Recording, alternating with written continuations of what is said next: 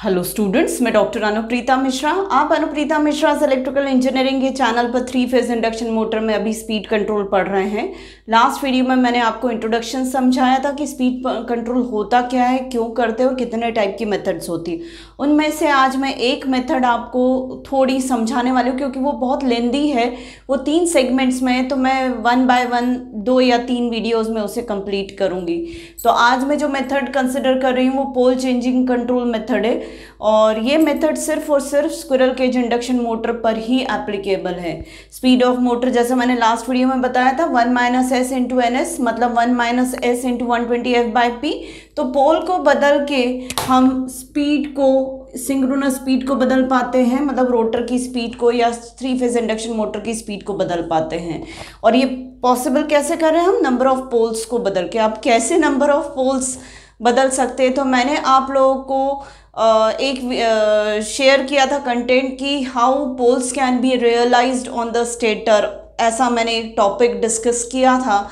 तो हम different type की वाइंडिंग्स अगर रैप करें सेम स्टेटर पर तो हमें नंबर ऑफ पोल्स में डिफरेंस मिल सकता है। पर हाँ, ये ज़रूर ध्यान रखिए कि नंबर ऑफ पोल्स जो चेंज होते हैं वो पेयर में ही चेंज होंगे, मतलब 2 पोल की मशीन होगी, 4 पोल की होगी, 6 की होगी, 8 की होगी, 5, 3 की नहीं हो सकती।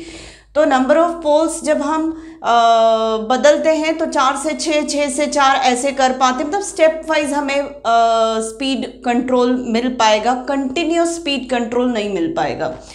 अब जो है पोल्स को जो है हम 3 तरीके से बदल सकते हैं स्टेटर पर स्क्विरल केज इंडक्शन मोटर की। पहला तरीका होता है मल्टीपल स्टेटर वाइंडिंग अरेंजमेंट से, मतलब use of multiple stator winding, उसको डिप्लॉय करें, ऐसी अरेंजमेंट एम्प्लॉय करें तो हमें मल्टीपल पोल्स मिल सकते हैं। मतलब एक बार 4 पोल की मशीन रन हो, फिर ज़रूरत पड़े तो स्पीड कम करनी तो 6 पोल की मशीन में उसको हम कन्वर्ट कर दें। इस तरीके से हम कर सकते हैं। या फिर हम कॉन्सिक्वेंट पोल टेक्निक को भी यूज़ करके हम पोल वेरिएशन अचीव कर सकते हैं। या फिर पोल एम्पलीट्यूड मॉडरेशन से भी पोल्स को चेंज कर सकते हैं। ये काफ़ी डिफ़िकल्ट मेथड है बेटा, इसको मैं अपनी तरफ से समझाने की कोशिश करूँगी। अभी तो मैं सबसे simplest method use of multiple stator winding वाला कॉन्सेप्ट समझा रही हूँ कि क्या होता है। यहाँ पर स्टेटर वाइंडिंग जो होती है, स्टेटर वाइंडिंग की जो स्लॉट्स होती है, अगर टोटल 36 स्लॉट्स है तो उन 36 स्लॉट्स में हम 2 3 फेज स्टेटर वाइंडिंग्स प्लेस करते हैं। ऐसा मैं कर सकती हूँ कि एक 3 फेज वाइंडिंग के प्लेसमेंट को इस तरीके से करूँ, उसकी अरेंजमेंट ऐसी हो कि 4 पोल जनरेट हो, और उन्हीं स्लॉट्स में मैं दूसरी 3 फेज वाइंडिंग इस तरीके से प्लेस करूँ कि उसमें मुझे 6 पोल्स मिल जाए। अब ऐसा करने पर हम, और एट ए टाइम हम एक ही 3 फेज वाइंडिंग को सप्लाई देते हैं, दूसरी को हम आइडल रखते हैं, मतलब दूसरे में हम सप्लाई नहीं देते, उसके टर्मिनल्स को ओपन सर्किट रखते हैं। अब माना कि फर्स्ट वाइंडिंग जो 3 फेज कनेक्शन है फर्स्ट वाइंडिंग का, उसकी वजह से 4 पोल्स जनरेट हो रहे हैं, और अगर मैं मोटर को 4% स्लिप पर चलाना चाहती हूँ, रन करना चाहती हूँ, और उसकी फ्रिक्वेंसी, सप्लाई फ्रिक्वेंसी 50 हर्ट्ज है, तो मुझे फर्स्ट वाइंडिंग की वजह से 4 पोल की कंडीशन में मुझे 1440 RPM मिलेगी इंडक्शन मोटर की स्पीड।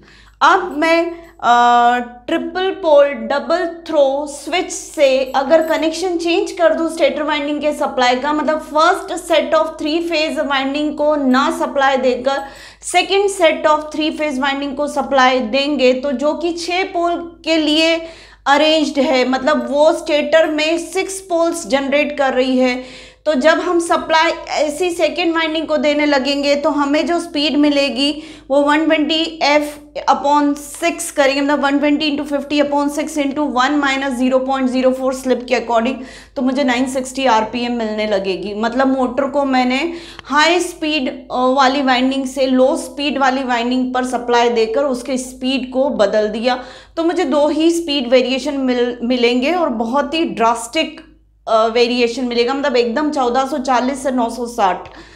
तो ये कंटिन्यूस स्पीड वेरिएशन हमें 3 फेज इंडक्शन मोटर में नहीं मिलता, बता चुकी हूँ। पर आजकल स्टूडेंट्स का, PhD स्कॉलर्स का एक टारगेट है कि कंटिन्यूस वेरिएशन वाली 3 फेज इंडक्शन मोटर ऐसी, या स्पीड कंट्रोल हम उसका अचीव कर सके कंटिन्यूस वाला। अब एक वाइंडिंग जो कि 4 पोल अरेंजमेंट दे रही है उसको हम हाई स्पीड वाइंडिंग बोल सकते हैं, और दूसरी जो हमें 960 आरपीएम दे रही है उसको हम लो स्पीड वाइंडिंग बोल सकते हैं। तो उम्मीद है आपको मेरा आज का एक्सप्लेनेशन समझ में आया होगा। छोटा है पर बेटा इम्पॉर्टेंट है। एग्जाम्स में स्पीड कंट्रोल की मेथड्स डिफरेंट लिखने को आएंगी, तब आपको ये एक्सप्लेनेशन लिखना पड़ेगा। तो उम्मीद है आपको मेरा एक्सप्लेनेशन समझ में आया होगा, पसंद आया होगा। तो प्लीज़ मेरे आज के वीडियो को लाइक कर दीजिए, मेरे चैनल को सब्सक्राइब करिए और ज़्यादा से ज़्यादा मेरे वीडियोस से अपने कॉन्सेप्ट्स को क्लियर करने की कोशिश करिए। आगे जाके मैं एक एक डीप, जैसे ही मैं अलग अलग मेथड्स में जाऊंगी, नेक्स्ट वीडियो में मैं कॉन्सिक्वेंट पोल टेक्निक समझाऊंगी, उसके बाद ये समझाऊंगी, तो आपका इंटरेस्ट बढ़ता चलेगा। दो ये वाली मेथड सबसे इजी है समझने के लिए भी, पर आगे आपको एक एक करके और डीप कॉन्सेप्ट्स में ले जाऊंगी। प्लीज़ मेरे आज के वीडियो को लाइक कर दीजिए। Thank you.